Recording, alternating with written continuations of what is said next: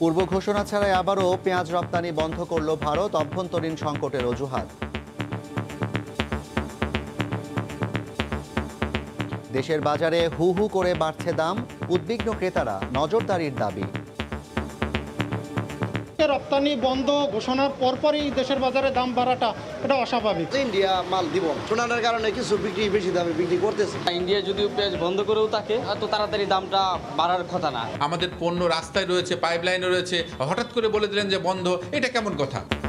কৃত্রিম সংকট সৃষ্টির অপচেষ্টা, মত বিশ্লেষকদের। বাজারের যে মোবাইল কোর্ট হোক, সরকারের যে মেকানিজম গুলো আছে সেই মেকানিজম গুলোকে অত্যন্ত তৎপর রাখতে হবে। দেখছিলেন প্রধান শিরোনাম, রাত 11টার সময়ের সঙ্গে আছি আমি জাফর সাদিক। এবার অন্যান্য শীর্ষ সংবাদ।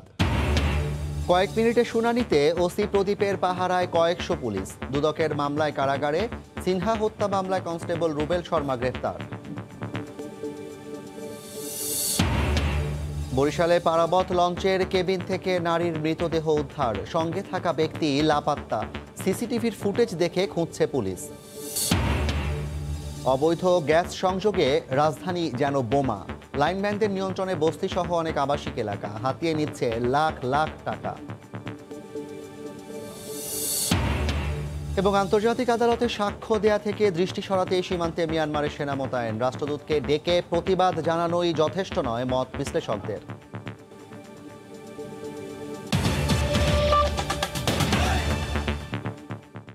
এবছরও সেপ্টেম্বরেই সব দেশে পেঁয়াজ রপ্তানি বন্ধ করল ভারত। পূর্ব ঘোষণা ছাড়াই এমন সিদ্ধান্তে চরম বিপাকে পড়েছেন বাংলাদেশের আমদানিকারকরা।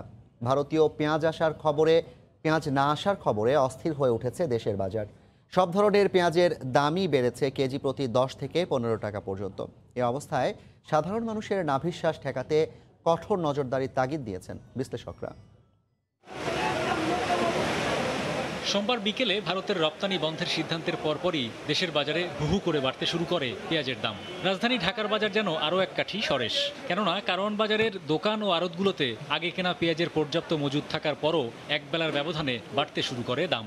একই সাথে আমদানি করা পেঁয়াজের উত্তাপ ছড়ায় দেশি পেঁয়াজের দামেও। দাম বাড়া নিয়ে অজুহাতের শেষ নেই বিক্রেতাদের, তবে ক্রেতাদের দাবি কঠোর বাজার তদারকির। রপ্তানি বন্ধ হওয়ার শোনার সাথে সাথে বাজারে দাম বেড়ে যাবে 10-15 টাকা, এটাও অস্বাভাবিক। এই 250 টাকা পাল্লা যাচ্ছে, সকালে 200 টাকা পাল্লা নিচ্ছে ইন্ডিয়ান পেঁয়াজটা। সরকারের কাছে অবশ্যই দাবি জানাচ্ছি যে জোরালো একটা পদক্ষেপ নেওয়া, কেন বারবার এই দাম বাড়ছে। দেশি বিদেশি গরমে কারণে অনেক পুষে যাচ্ছে। যে রাখছি 100 মন টাঙে, এখন আছে 50 মন, 50 মার হয়েছে। কমিশনে বেশি, 30 পয়সা কমিশন। লাভ হলে পার্টির লাভ হবে। পার্টি বলছে আমার পেঁয়াজ কোনো দামে বিক্রি করবে না। ইন্ডিয়ান পেঁয়াজ স্বাভাবিক না হোক, কিন্তু আমার পেঁয়াজ যেমন আছে তেমনই থাকবে। কৃষি বিভাগের তথ্য অনুযায়ী চলতি বছর উৎপাদন হয়েছে প্রায় 24 লাখ মেট্রিক টন পেঁয়াজ। এর মধ্যে সংরক্ষণ দুর্বলতায় পৌঁছে যায় 30%, যা প্রায় 7.5 লাখ মেট্রিক টন। বাংলাদেশ ব্যাংকের তথ্য বলছে ইতোমধ্যে ভারত থেকে 8 লাখ মেট্রিক টনের বেশি পেঁয়াজ আমদানি হয়েছে। এসব পরিসংখ্যান অনুযায়ী দেশে পেঁয়াজের কোনো ঘাটতি নেই। বাজার বিশ্লেষকরা বলছেন, গেল বছর থেকে শিক্ষা নিয়ে আগে থেকেই পদক্ষেপ নেওয়া উচিত ছিল সরকারের। আজকে ঘোষণা দেওয়ার পর আজকেই যে পেঁয়াজের দাম বাড়বে, এটা কিন্তু একটা ফেয়ার ঘটনা না। এখানে কিন্তু একটা কারসাজি হচ্ছে। মোবাইল কোর্ট হোক, সরকারের যে মেকানিজম গুলো আছে সেই মেকানিজম গুলোকে অত্যন্ত তৎপর রাখতে হবে। গেল বছরও সেপ্টেম্বরে ভারত পেঁয়াজ রপ্তানি বন্ধ করে দিলে কেজি প্রতি এর ঝাঁজ ঠেকে প্রায় 300 টাকায়। হরিপদ সাহা, সময় সংবাদ, ঢাকা।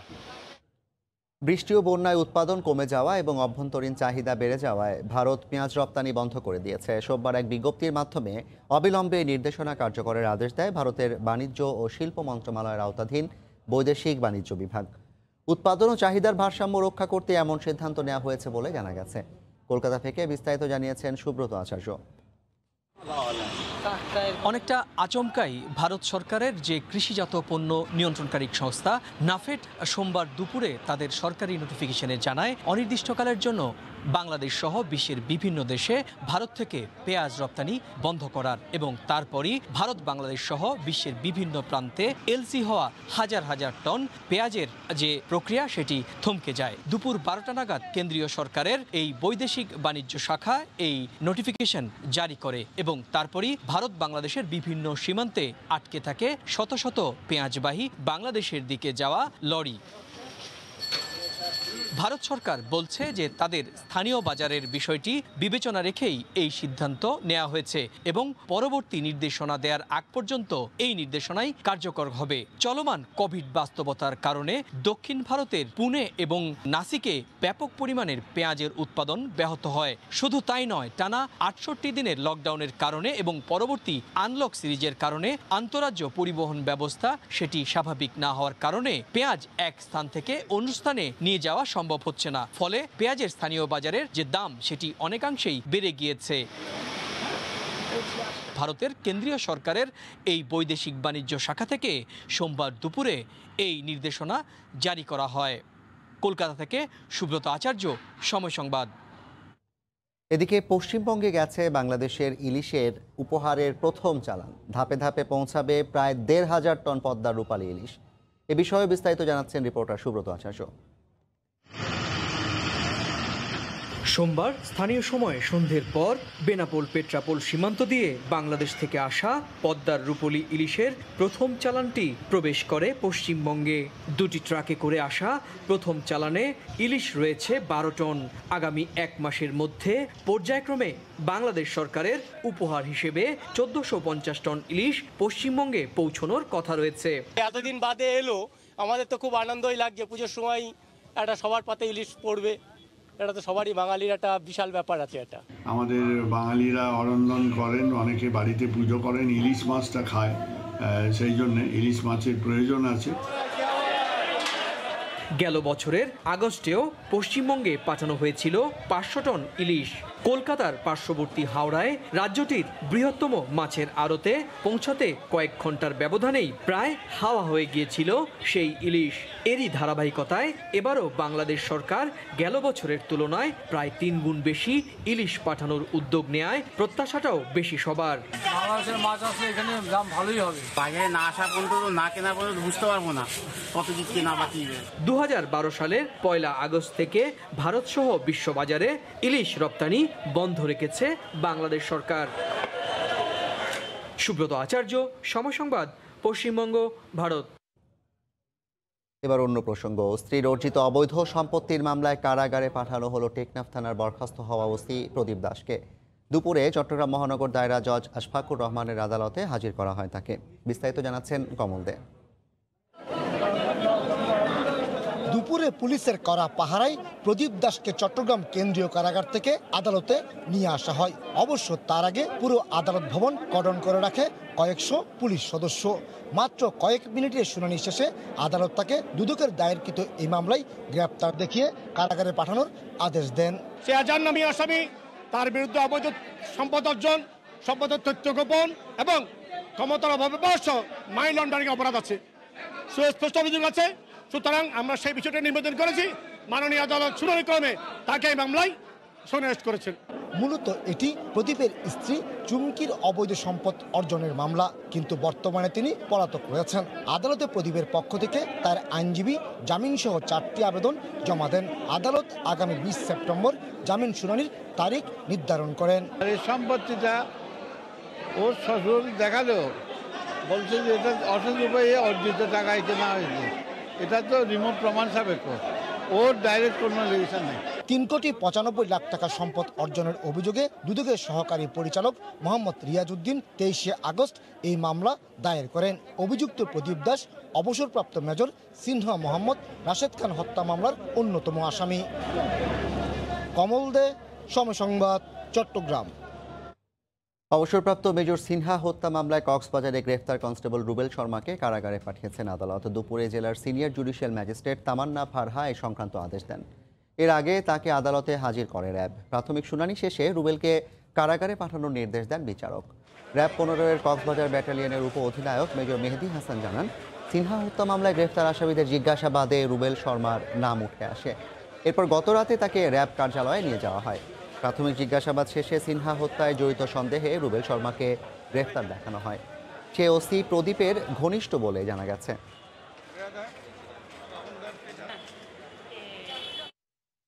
বরিশালে লঞ্চের কেবিন থেকে এক নারীর লাশ উদ্ধার করা হয়েছে। মৃত্যুর কারণ জানতে তদন্ত শুরু করেছে সিআইডি। একই সঙ্গে সিসিটিভির ফুটেজ দেখে ওই নারীর সঙ্গে থাকা সন্দেহভাজন ব্যক্তিকে খুঁজছে পুলিশ।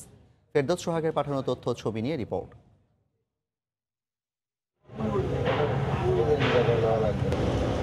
সিসিটিভির ফুটেজে দেখা যায় রোববার সন্ধ্যায় রাজধানীর সদরঘাট থেকে এক নারীকে নিয়ে পারাবাত 11 লঞ্চের 391 নম্বর কেবিনে ওঠেন কামরুল নামে এক যুবক।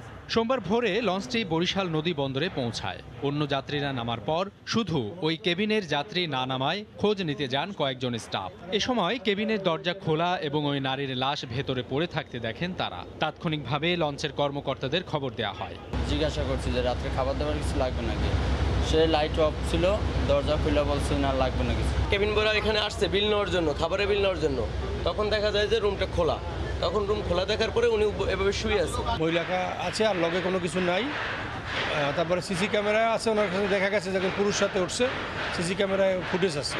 খবর পেয়ে ঘটনাস্থলে গিয়ে লাশ উদ্ধার করে বরিশাল শের-ই বাংলা মেডিকেল কলেজ হাসপাতালের মর্গে পাঠায় পুলিশ। ঘটনা তদন্তে নৌ ও থানা পুলিশের পাশাপাশি কাজ করছে সিআইডি। সিসিটিভি ফুটেজ অলরেডি দেখেছি, এখন পর্যন্ত আমরা সেরকম কোনো আলামত পাচ্ছি না যে এটা কি মার্ডার না পরিকল্পিত কিছু একটা। অবজারভেশন আছে, সিআইডি টিম আসছে, আমরা দেখে পরবর্তীতে আমরা বুঝতে পারবো। উদ্ধার হওয়া লাশের পরিচয় এখনো পাওয়া যায়নি। সময় সংবাদ, বরিশাল। রাত 11টার সময় আরও থাকছে।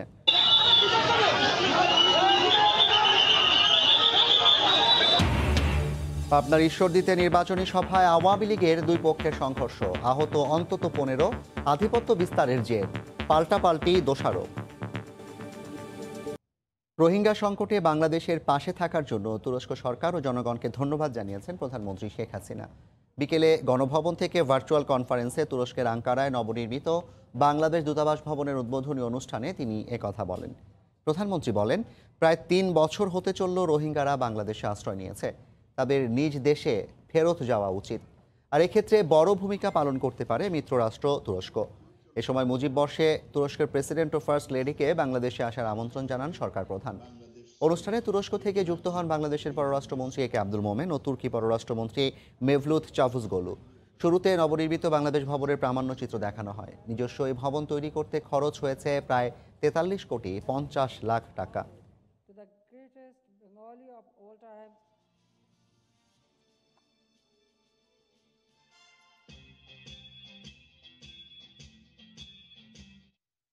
আন্তর্জাতিক অপরাধ আদালতে স্বপক্ষত্যাগী 2 সৈনিকের মতো অন্য সৈন্যদের মুখ খোলা ঠেকাতেই মিয়ানমার বাংলাদেশ সীমান্তে সেনা মোতায়েন করেছে বলে মনে করেন বিশ্লেষকরা।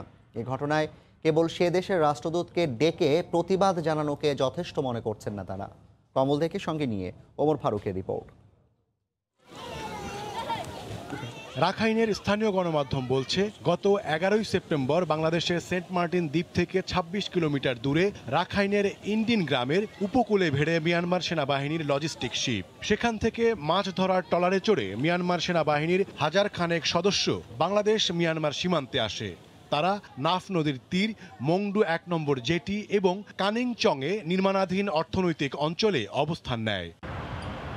নিরাপত্তা বিশ্লেষকদের ধারণা, এর নেপথ্যে সম্প্রতি হেগের আন্তর্জাতিক আদালতে মিয়ানমার সেনাবাহিনীর 2 সদস্যের স্বপক্ষ ত্যাগ করে গণহত্যার তথ্য ফাঁস করার ঘটনা কাজ করেছে। ওই পুরানো সৈন্যগুলি এখনো পর্যন্ত ইয়াতে আছে, সেখানে সিটুয়েতে বা রাখাইন স্টেটে তারা আছে।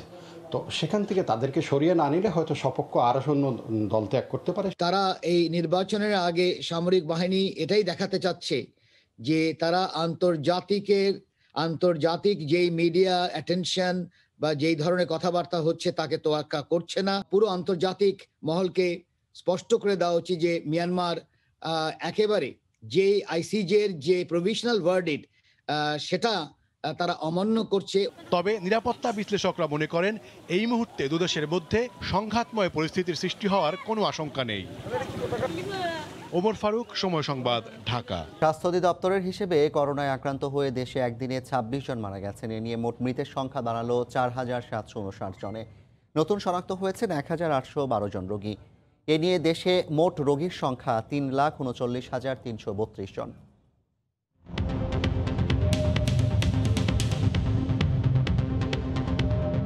গত 24 ঘন্টায় নমুনা পরীক্ষা করা হয়েছে 13,847 জনের। এ পর্যন্ত মোট নমুনা পরীক্ষা হয়েছে 17,42,696 জনের।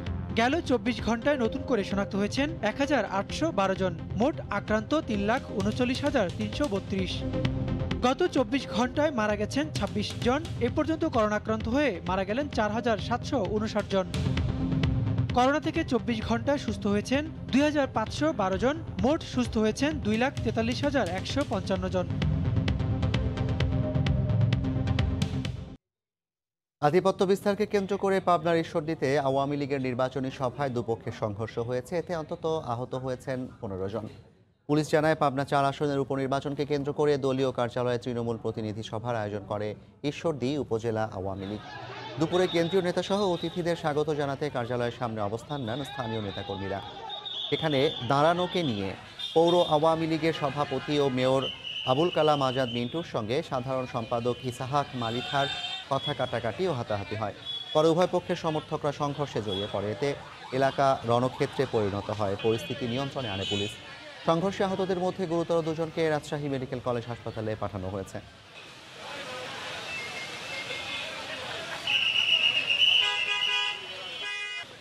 স্বাধীনতা বিরোধী এবং নৌকা বিরোধী তারা একটা ষড়যন্ত্র করে এই ধরনের একটা অনভিপ্রেত ঘটনা তারা ঘটিয়েছে। নৌযান বিষয়ে রাজনীতিতে জিতুক, এটা কিন্তু মেয়র মিন্টু গ্রুপ চায় না। আমাদের ঈশ্বরদীতে এমন কিছু হয়ে থাকে গন্ডগোল করতে হবে। নিজেদের ভিতরে আভ্যন্তরীণ দ্বন্দ্ব আছে এবং সেইটা আমরা সমাধান করার চেষ্টা করছি, আশা করি সমাধান হবে। 14 বছরের কিশোরীর বয়স বাড়িয়ে করা হয় 26। পরিবারের হাল ধরতে সে পাড়ি দেয় সৌদি আরব। ফিরেছে তবে কফিনবন্দি হয়ে। ব্রাহ্মণবাড়িয়ার উম্মে কুলসুমের মৃত্যুতে দালাল চক্রের দৃষ্টান্তমূলক শাস্তির দাবি জানিয়েছেন স্বজনরা। উজ্জ্বল চক্রবর্তীর পাঠানো তথ্য ও জুয়েলুর রহমানের ছবি নিয়ে রিপোর্ট। পরিবারের সচ্ছলতা ফিরিয়ে আনতে সৌদি আরবে পাড়ি জমান ব্রাহ্মণবাড়িয়ার নাসিরনগর উপজেলার নূরপুর গ্রামের উম্মে কুলসুম। মাত্র 14 বছর বয়স হলেও বয়স বাড়িয়ে 26 করে ভুয়া জন্ম নিবন্ধন তৈরি করেন দালাল রাজ্জাক। পরে আঞ্চলিক অফিস থেকে পাসপোর্ট তৈরি করে recruiting agent messrs MH trade ইন্টারন্যাশনালের মাধ্যমে সৌদি আরবে পাঠানো হয় তাকে। চুক্তি অনুযায়ী কোম্পানিতে নিয়োগ না দিয়ে একটি বাড়িতে গৃহকর্মীর কাজ দেওয়া হয় তাকে। এরপর তার উপর শুরু হয় গৃহকর্তার শারীরিক নির্যাতন। এক পর্যায়ে গত 9 আগস্ট সৌদি আরবের কিং ফয়সাল হাসপাতালে চিকিৎসাধীন অবস্থায় মারা যায় সে। শুক্রবার তার লাশ দেশে আনা হলে গত শনিবার নিজ গ্রামে দাফন করা হয়। দালাল ও রিক্রুটিং এজেন্সির কাছে অমানসিক নির্যাতনের কথা জানানোর পরও তারা কোনো ব্যবস্থা নেয়নি বলে অভিযোগ পরিবারের। আমার মায়ের দুইরা বাম চোখটা কানা করছে, ডাইন 8টা ভাঙছে, কোমর থেকে নিচটা আলগা করছে, কইরা সাইরা তারপরে কিতা করছে, ওষুধ পানি দিছে না। বাংলাদেশ সরকারের কাছে ক্ষতিপূরণ চাই এবং সুষ্ঠু বিচার চাই, দালালের বিচার চাই। ট্রাভেলসের মালিকেরও যথেষ্ট বিচার চাই এবং যে দালাল নিছে এই দালালেরও যথেষ্ট বিচার চাই। আমরা সরকারের কাছে এটি আবেদন করছি, এটাই বিচার যেমন আমরা সুস্থ বিচার পাই। দালাল সহ রিক্রুটিং এজেন্সির বিরুদ্ধে অভিযোগ দিলে আইনগত ব্যবস্থা নেওয়া হবে বলে জানিয়েছে পুলিশ। যদি তারা রিক্রুটিং এজেন্সির বিরুদ্ধে যদি কোনো ব্যবস্থা নিতে চায়, সেটা অবশ্যই আইনগত ব্যবস্থা হবে। ঘটনাটি মর্মান্তিক উল্লেখ করে নিহতের পরিবারকে সহযোগিতা করার আশ্বাস দেন উপজেলা নির্বাহী কর্মকর্তা। তার পরিবার যখনই আসবেন বা তাদের জন্য যা করণীয় থাকে রাষ্ট্রের পক্ষ থেকে আমি সমস্ত কিছু ব্যবস্থা আমি গ্রহণ করব। 2019 সালের 7 মে সৌদি আরবে যায় উম্মে কুলসুম। সময় সংবাদ, ব্রাহ্মণবাড়িয়া। রাত 11টার সময় আরও থাকছে। রাজধানীতে কুড়িয়ে পাওয়া শিশুটির আপাতত ঠাঁই ছোটমণি নিবাস। সন্তান হিসেবে পেতে চান উদ্ধারকারী দম্পতি, যাবেন আদালতে। রাজধানী ও এর আশেপাশে জালের মতো ছড়িয়ে অবৈধ গ্যাস সংযোগ। বস্তি থেকে শুরু করে আবাসিক এলাকায় লাইনম্যানরা নিয়ন্ত্রণ করছে এসব অবৈধ সংযোগ। হাতিয়ে নিচ্ছে লাখ লাখ টাকা। নগর পরিকল্পনাবিদরা বলছেন, দেরি হয়ে গেছে অনেকটাই, তবে এখনই লাগাম না টানলে পরিণতি হবে আরও ভয়াবহ।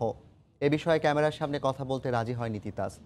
আশরাফুল ইসলামের ছবিতে আতিকুর রহমান তমালের রিপোর্ট। এটা তো নিচ্ছেন, নিজ দায়িত্বে নিয়ে নিচ্ছেন নাকি? এটা তো বৈধ না, আপনি জ্বালানটা নিচ্ছেন, তাই না? এটা অনুমতির তোয়াক্কা নেই, নিষেধের বালাই। কিন্তু সে কাজ করেন, কার্ড আছে? কার্ড আছে বাসায়। বলছি করাইল বস্তির অন্দরের কথা। এই এক বস্তিরই প্রায় 1 লাখ মানুষ বছরের পর বছর ব্যবহার করছেন অবৈধ গ্যাস। গ্যাস চলতেছে হচ্ছে এই পাইপ দিয়ে। হ্যাঁ, এই যে চিকন পাইপ, প্লাস্টিক পাইপ, তাই না? প্লাস্টিকের পাইপ। তো এটা কি রিস্কি না? মানে এটা কি অনেক সময় লিক হয় না? কিন্তু তারপরও করতে হচ্ছে। অনুসন্ধান বলছে করাইল বস্তির বউবাজার এলাকার গ্যাসের সরবরাহ লাইন নিয়ন্ত্রণ করেন মোমিন। আপনি সারাদিন খুঁজেও পাবেন না। নামের উপর দিনে গ্যাস পাবেন, সবাই দিনে, কিন্তু আমরা চেহারা দেখি নাই। কিন্তু যখন যে সরকার ক্ষমতায় থাকে তখন সেই দলের নেতা বনে যান মোমিন। বর্তমানে তাঁতিলীগের বনানী থানার নামধারীই সহসভাপতিকে তার বস্তির চেম্বারে পাওয়া যায়নি। 3টি মুঠোফোনে 4 দিন ধরে ফোন করেও বন্ধ পাওয়া যায়। শুধু বস্তি নয়, সব শ্রেণীর আবাসিক এলাকাতেও ছড়িয়ে গেছে অবৈধ সংযোগ। অনেকটা জেনে বুঝেই মানুষ তার ঘরে ডেকে আনছেন ঝুঁকি। আশুলিয়ার এমনই এক এলাকার নাম জহরচন্দ্রা। অনেক সময় অবৈধ সংযোগ বিচ্ছিন্নে চলে উচ্ছেদ। কয় টাকা দিচ্ছেন আপনারা? 35,000 টাকা দিয়েছি। তাহলে সমস্যা কোথায়? সর্ষের ভেতরেই কি ভূত রয়েছে? 1-1.5 বছর আগে আমরা উচ্ছেদ করেছি, আবার বসে ফেলছে। সবাই বলে ভাড়াটিয়া, সবাই বলে ভাড়াটিয়া। লাইন নিতে হাজার হাজার টাকাও দিয়েছিলেন এলাকাবাসী।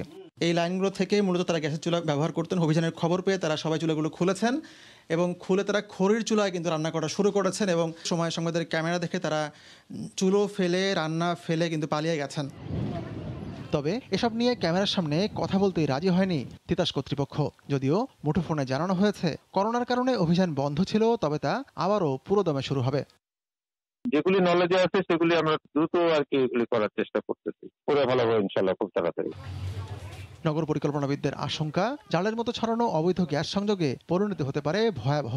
পুরো নগরীর অনেকাংশ জুড়েই টাইম বাউন্ডের মতো ছড়িয়ে আছে। গ্যাস কর্তৃপক্ষের চরিত্র হচ্ছে একবার যদি লাইন দেওয়া যায় তারপরে লাইনম্যানের কর্তৃত্বে চলে যায় সবকিছু।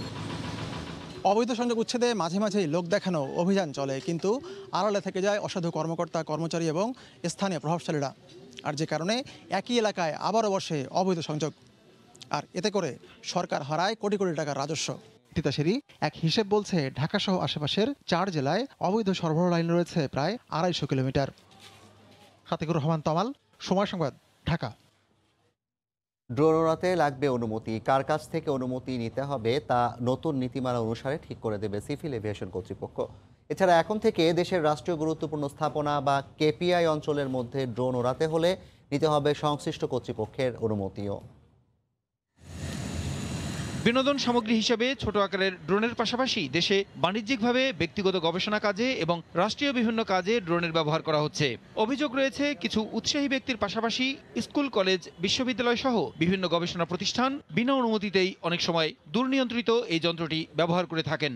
এর ফলে যাত্রীবাহী বিমান, হেলিকপ্টার ও দ্রুতগতি সম্পন্ন সামরিক বিমানের সঙ্গে আকস্মিক দুর্ঘটনার শঙ্কা রয়েছে। এসব কারণে ব্যবহারের উপর নির্ভর করে ড্রোনের 4টি শ্রেণী করার পাশাপাশি 5 কেজির বেশি ওজনের ড্রোন ওড়াতে অনুমতি নিতে হবে এমন বিধান রেখে ড্রোন নিবন্ধন ও উড্ডয়ন নীতিমালা 2020-এর খসড়ার অনুমতি দিয়েছে মন্ত্রিসভা।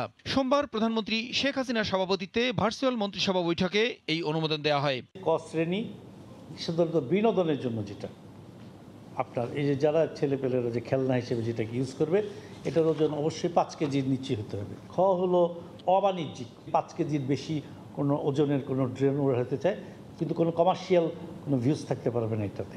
আর 3 নম্বর হলো বাণিজ্যিক কোনো কাজে যদি তারা ব্যবহার করে, সার্ভে করবে ওই এলাকার জমি জামার উপরে বা ফসলের উপরে, হয়তো কেউ ওই দিকে একটা ধরনের একটা কোনো প্রসেসিং ইন্ডাস্ট্রি করবে।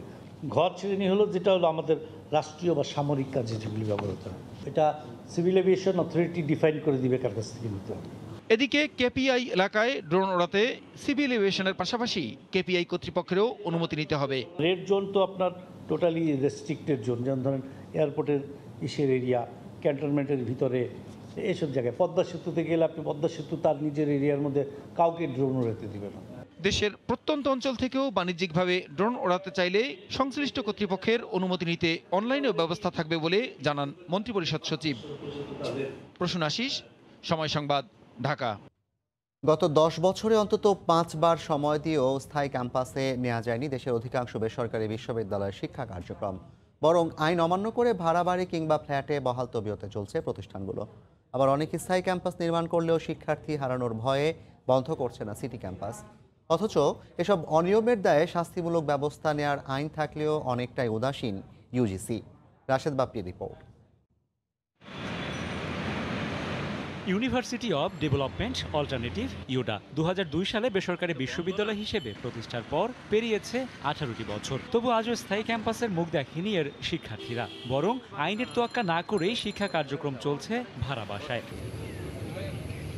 ড্যাফোডিল ইন্টারন্যাশনাল ইউনিভার্সিটি এক্ষেত্রে এগিয়েছে অনেক দূর। দুটি বিশ্ববিদ্যালয় একই বছরে প্রতিষ্ঠা পেলেও এরই মধ্যে আশুলিয়ায় প্রায় 150 একর জমিতে স্থায়ী ক্যাম্পাস নির্মাণ করেছে বিশ্ববিদ্যালয়টি। তবে অবকাঠামোগত সক্ষমতা সত্ত্বেও আজও সিটি ক্যাম্পাসের লোভ ছাড়তে পারেনি প্রতিষ্ঠানটি। আইন অমান্যের এই প্রতিযোগিতায় প্রতিটি প্রতিষ্ঠানেরই রয়েছে ভিন্ন ভিন্ন ব্যাখ্যা, ভিন্ন ভিন্ন অজুহাত। যেহেতু এখানে কিছু ছাত্র ভর্তি হয়েছিল, তারা তো এই ক্যাম্পাস দেখে এখানে ভর্তি হয়েছিল, আমরা তো তাদেরকে জোর করে বলতে পারবো না যে তোমাদের ওইখানে যেতে হবে। এখানে থেকে যদি আমি আরেকটা ধানমন্ডির আরেকটা বিল্ডিং এ করি, এটাকে অবৈধ বলা তো আমাকে হেয় করা। এক্ষেত্রে শিক্ষার্থীদের অভিযোগের তীর বিশ্ববিদ্যালয় প্রশাসনের দিকেই। ক্যাম্পাস থাকবে বড় সড়ো, আমাদের একটা বসার জায়গা থাকবে। ফার্স্টে দেখে মনে হয়েছে এটা একটা শপিং মল। ইউনিভার্সিটি অপশন দিয়েছে, যেমন হয় তুমি ধানমন্ডিতে ভর্তি হও, না হয় উত্তরা, আর না হয় আশুলিয়া। বিল্ডিং কেন্দ্রিক পড়ালেখাটা ঠিকঠাক ভালো লাগে না, কিন্তু পরিস্থিতি শিকার। দেশে 106টি বেসরকারি বিশ্ববিদ্যালয়ের অনুমতি থাকলেও শিক্ষা কার্যক্রম পরিচালনা করছে 96টি, যার মধ্যে মাত্র 24টির শিক্ষা কার্যক্রম চলছে স্থায়ী ক্যাম্পাসে। বাকিদের অনেকে এখনো শুরুই করেনি স্থায়ী ক্যাম্পাস নির্মাণের কাজ। আইন লঙ্ঘনকারী প্রতিষ্ঠানগুলোকে শিগগিরই শাস্তির আওতায় আনার কথা বলছে ইউজিসি। কিছু কিছু ইউনিভার্সিটি যেটা আমাদের নোটিশে আসছে যে তারা সিটি ক্যাম্পাসে স্টুডেন্ট ভর্তি করছে বা পার্মানেন্ট ভর্তি করছে, তারা যে স্থায়ী ক্যাম্পাসের যে স্ট্যাটাস অথবা তাদের যে পার্মানেন্ট সনদ পেতে হয় ওটা তারা পেতে পারবে না। বেসরকারি বিশ্ববিদ্যালয় আইন 2010 অনুযায়ী অনুমোদনের 12 বছরের মধ্যে স্থায়ী ক্যাম্পাসে যাওয়ার বাধ্যবাধকতা রয়েছে। উচ্চশিক্ষায় পাবলিক বিশ্ববিদ্যালয়ের পাশাপাশি বেসরকারি বিশ্ববিদ্যালয়ের অবদান কোনো অংশ কম নয়। তবে স্থায়ী ক্যাম্পাস না থাকা, শিক্ষার মান ও সার্টিফিকেট বাণিজ্য সহ নানা কারণে বরাবরই সমালোচিত অধিকাংশ প্রতিষ্ঠান। শিক্ষাবিদরা মনে করেন উচ্চশিক্ষার গুণগত মান ধরে রাখার পাশাপাশি এসব প্রতিষ্ঠানের প্রতি সাধারণ মানুষের আস্থা ফেরাতে আরও বেশি দায়িত্বশীল হতে হবে বিশ্ববিদ্যালয় মঞ্জুরি কমিশনকেই। রাশেদ বাপ্পি, সময় সংবাদ, ঢাকা। আপাতত ঠিকানা খুঁজে পেল বারডেম হাসপাতালের সামনে বাস কাউন্টারের টেবিলের ড্রয়ার থেকে উদ্ধার হওয়া 2 মাস বয়সী ছেলে শিশুটি। সমাজসেবা অধিদপ্তরের শিশু সদন ছোটমণি নিবাসে এখন থাকবে সে। তবে শিশুটিকে সন্তান হিসেবে পেতে চান উদ্ধারকারী হারুন মিয়া ও তার স্ত্রী ফাহিমা আক্তার।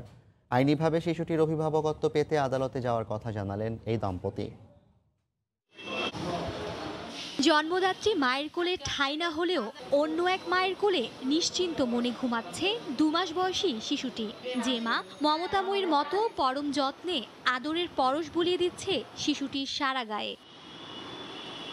সোমবার রাতে রাজধানীর বারডেম হাসপাতালের সামনে থেকে শিশুটিকে উদ্ধার করেন হারুন মিয়া। মাত্র এক রাতেই হারুন দম্পতিকে মায়ার বন্ধনে আটকে দিয়েছে শিশুটি। তাই কোনোভাবেই কাছছাড়া করতে চান না তারা। পরিবারের ছায়ায় নিজেদের 2 কন্যা সন্তানের সঙ্গে বড় করতে চান।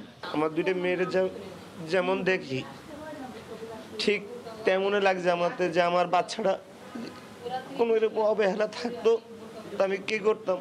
যেভাবে পড়ালেখা করা দরকার ওইভাবে করা, যেভাবে থাকতে চাই ওইভাবে চলবো।